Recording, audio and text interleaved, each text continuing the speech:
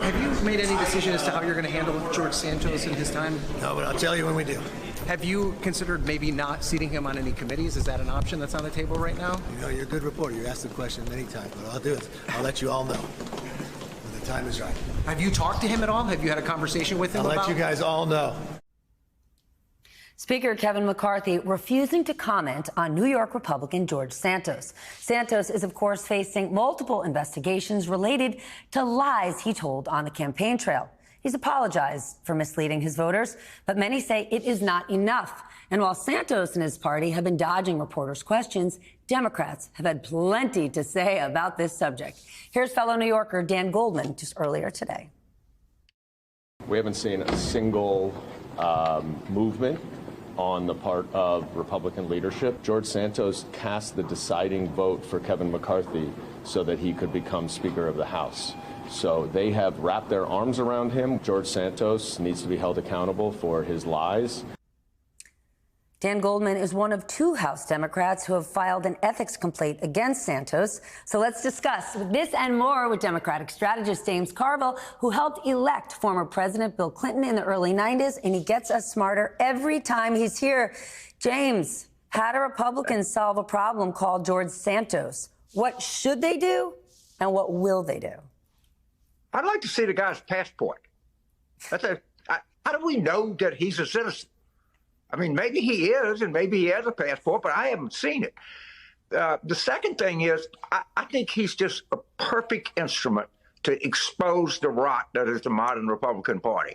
And I think Congressman Goldman, all of them should just keep hammering away. And of course, they can't do anything about it because they have to have his vote, and just use him, you know, as a political piñata and just keep hitting it and hitting it and hitting it and keep asking the Republicans, let's see your passport. What about this? What about that?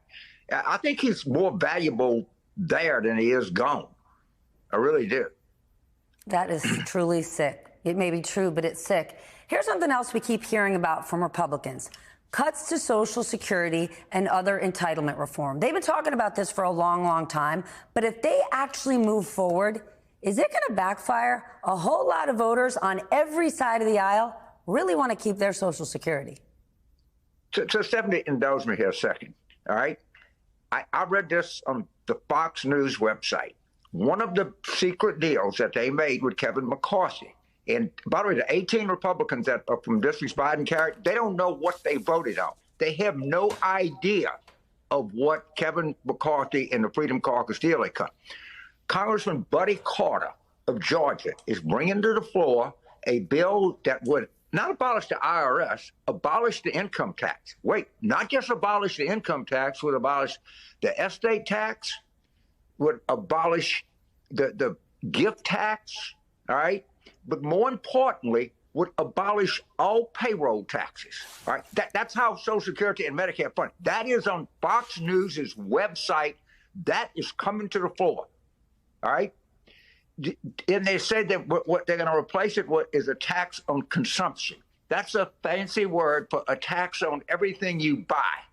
And to make up that revenue, you'd have to get a revenue estimator economist on your show. I bet you somewhere in the high 30% tax. And that means a gallon of gas, a bottle of aspirin, a quart of milk, a loaf of bread. Everything is going to go up if this were to happen. Now, that is part of the deal they're made. And this is how crazy this entire thing is. Now, and you say, well, James, come on, the Senate level, go along with that. It won't get enough votes. You know, it is a statement of their intent. It's a statement of their values, and it's a statement of their priorities. And these 18 Republicans that said they want to go to Washington, the problem solvers or whatever that stupidity is, they voted for things that they had no idea what Kevin McCarthy had given away to the Freedom Caucus. And the Democrats have to just pound this home. Okay, well, James, then let's say they're doing it. Is that not the greatest gift to Democrats? Because changing the tax code in that way doesn't add up for a mathematician. And more importantly for you, it don't add up for voters. Not at all. And you've got to keep reminding people of it. You remember Kevin McCarthy said in the campaign in October of 2022 that he was going to use the debt limit to force cuts in Social Security and Medicare. All right. The voters didn't know that because people got distracted, and you got to bring it home. They have to make people all the time go on what they're voting on, what deals that they made that they have no idea what McCarthy has done. And you know, McCarthy is a political pretzel. He'd agree to anything to get, you know, George Santos's vote. I mean, it's really stunning what we're seeing, and it's really up to the Democrats to hold these Republicans accountable for the secrecy and the backdoor dealing and the things that they want to do. And a lot of them, they're telling us they're going to do it. So just, for God's sakes, you know, use this to the best political advantage you can, which I think is a lot. Okay, but James, help me. You know politics, I don't. If I was running for office and had no morals, I would say, what are the things that are most popular with voters, irrelevant to what I think, and I'm going to agree to all that to get elected. Let's look at the state of Florida. It has the highest population of senior citizens, people with disabilities. Do Republicans just want to give up Florida? Because I'm pretty sure those residents really care about a lot of these provisions. Who are they doing this for? They don't know about it because we haven't told them. Myself in the consulting community, the retired consulting community, you in the media, the people of Florida, people don't know what they're really for. And again, Kevin McCarthy told us what they were going to do. Rick Scott told us that they wanted to sunset Social Security and Medicare. All right? That is on the record. And we have done a poor job of telling people about this. And I blame myself, and I blame news networks and news people also. The public has no idea of how extreme these people really are. And they're telling you every day.